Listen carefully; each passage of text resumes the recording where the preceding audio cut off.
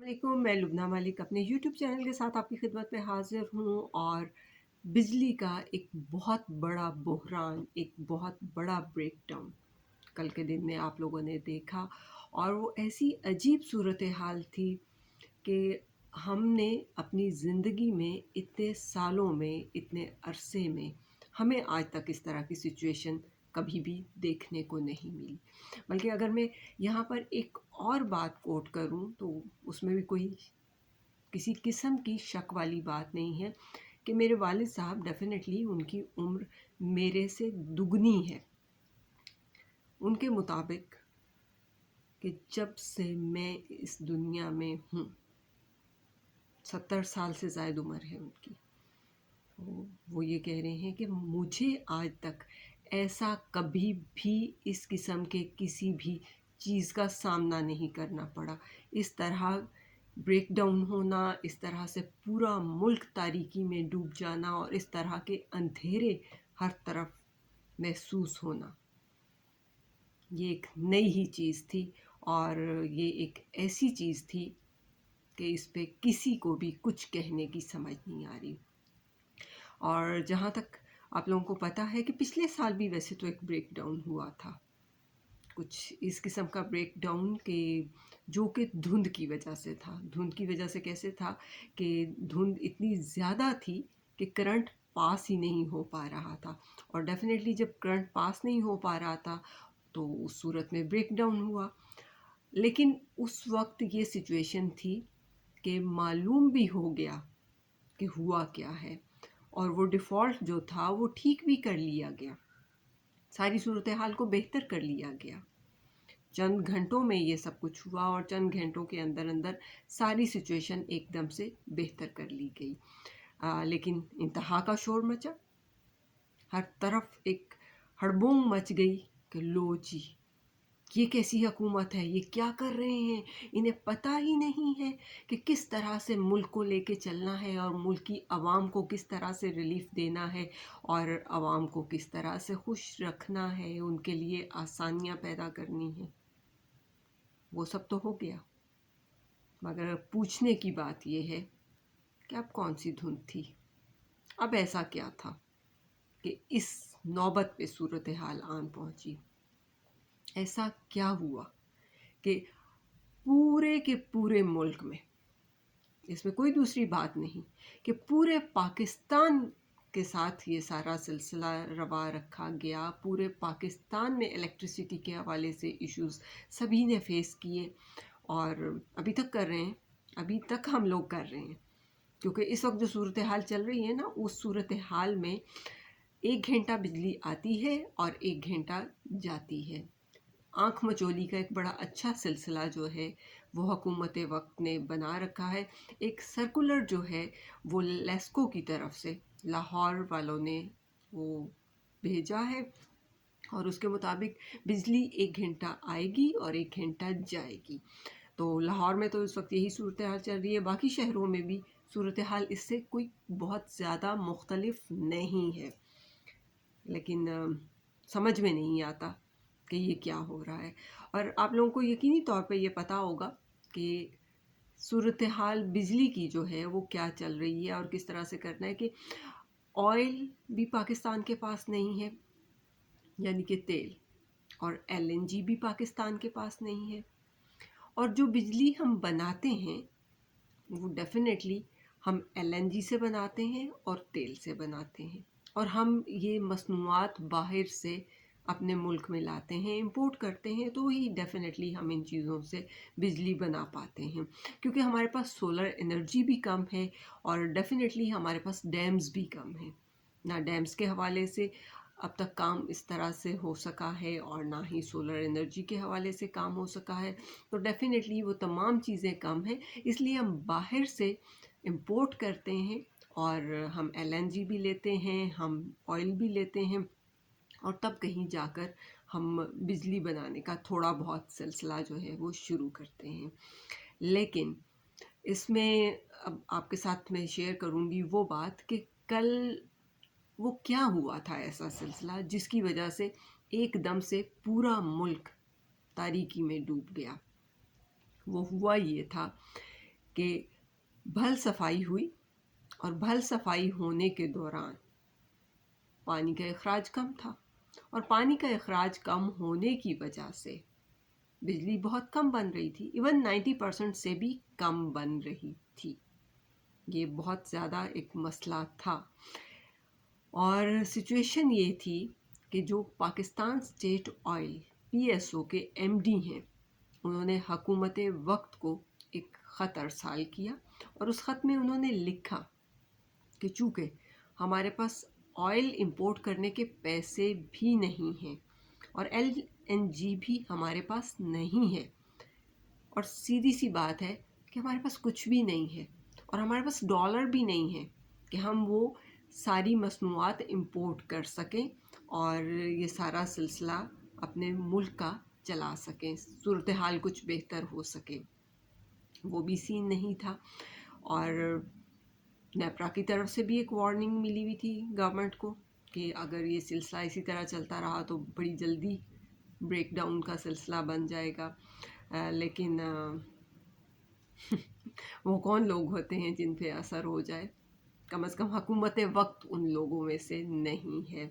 جن کے اوپر اثر ہو جائے۔ ہر طرف سے خبر پہنچ چکی تھی حکومت وقت کو، یہ جو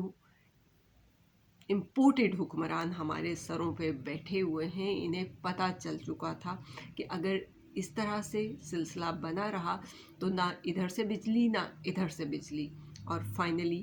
ہر طرف گھپ اندھیرے کا راج ہوگا۔ لیکن اس کے باوجود انہوں نے اس چیز کو بالکل بھی خاطر خواہ نہیں سمجھا، اور انہوں نے بڑے عام سی بات میں کروں گی کہ انہوں نے بالکل ہر چیز کے حوالے سے آنکھیں بند کر لینا مناسب سمجھا۔ آپ جانتے ہیں کہ ہماری ضرورت زیادہ ہے اور ہمارے پاس بجلی کم ہے، تو جس وقت ہمارے پاس بجلی کم ہے تو پھر آپ کو ڈیفینیٹلی یہ چاہیے تھا کہ بجلی کے حوالے سے کچھ کام ایسا کیا جاتا کہ بجلی کی سہولت جو ہے وہ عوام کو پہنچائی جا سکتی، اور جب بجلی کم تھی تو ڈیفینیٹلی سسٹم ٹرپ کر گیا، اور سسٹم جب ٹرپ کیا تو فریکوینسی جس لیول پہ بھی تھی چاہے وہ ایک ایک کر کے ڈراپ ہوتی چلی گئی، جس کی وجہ سے سمپلی یہ ہوا کہ بجلی مزید بن ہی نہیں سک رہی تھی، بن ہی نہیں پائی، اور فائنلی سارا کا سارا سسٹم بالکل بیٹھ گیا۔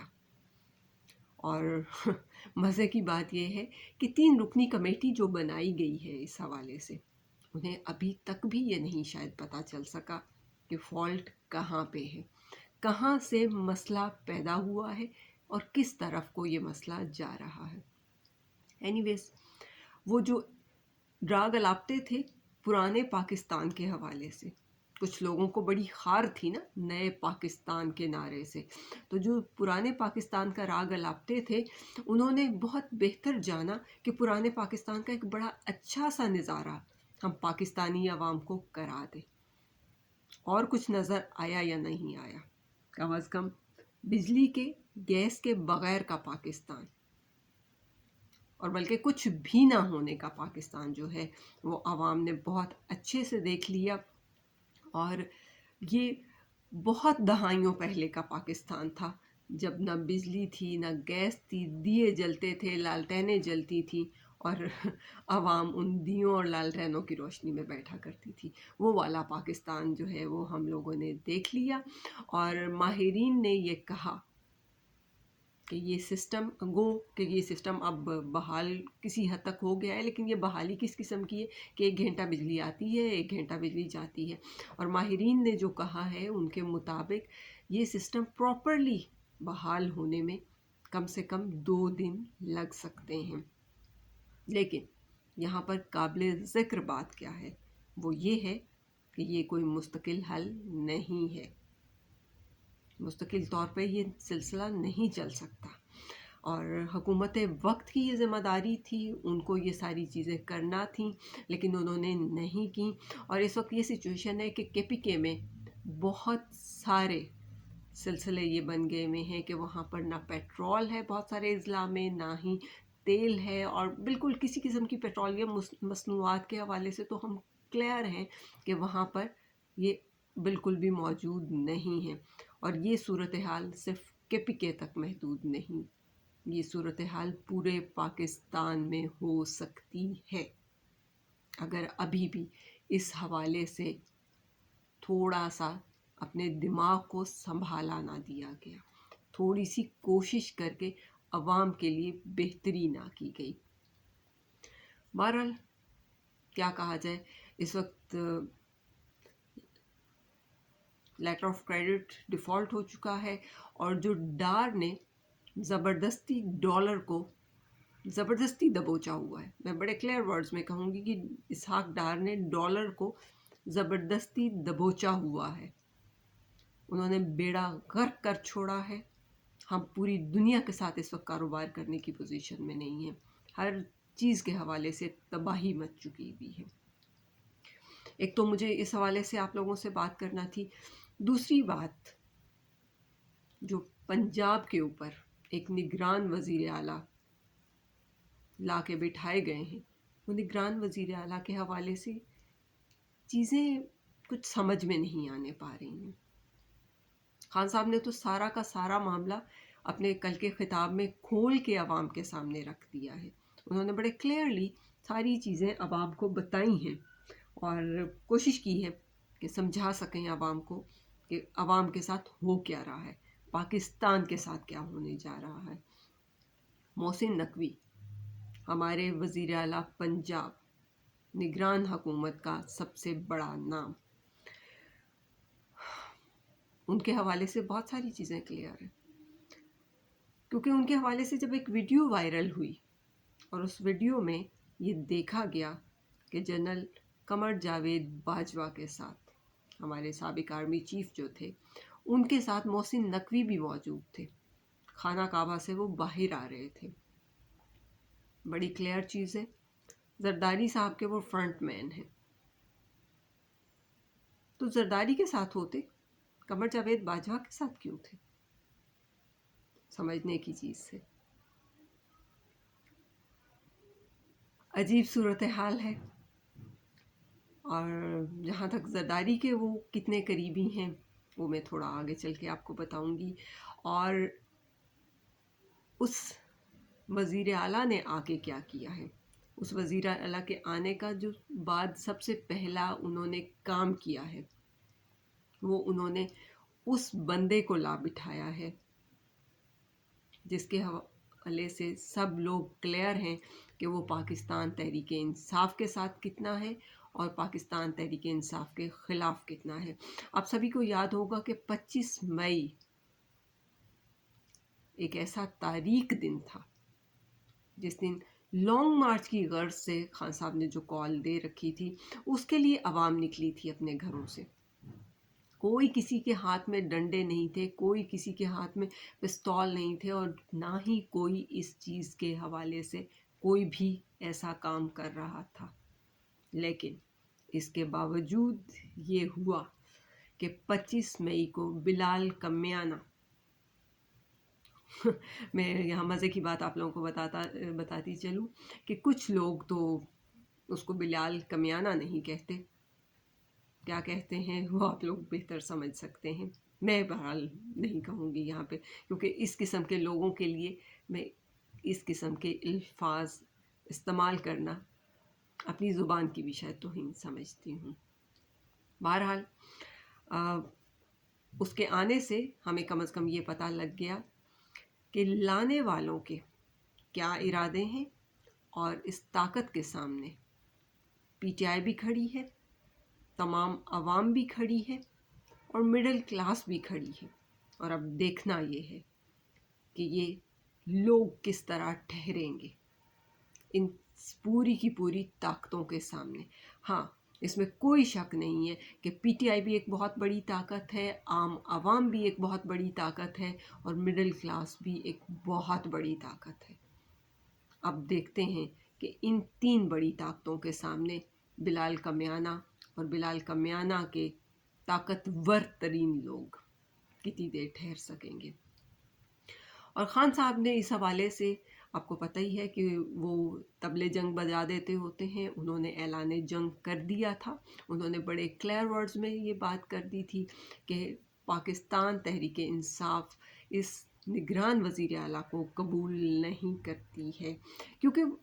وزیر اعلیٰ جو نگران وزیر اعلیٰ ہوتا ہے وہ بیسکلی نیوٹرل پرسن ہونا چاہیے. وہ نیوٹرل پرسن ہی ہوتا ہے،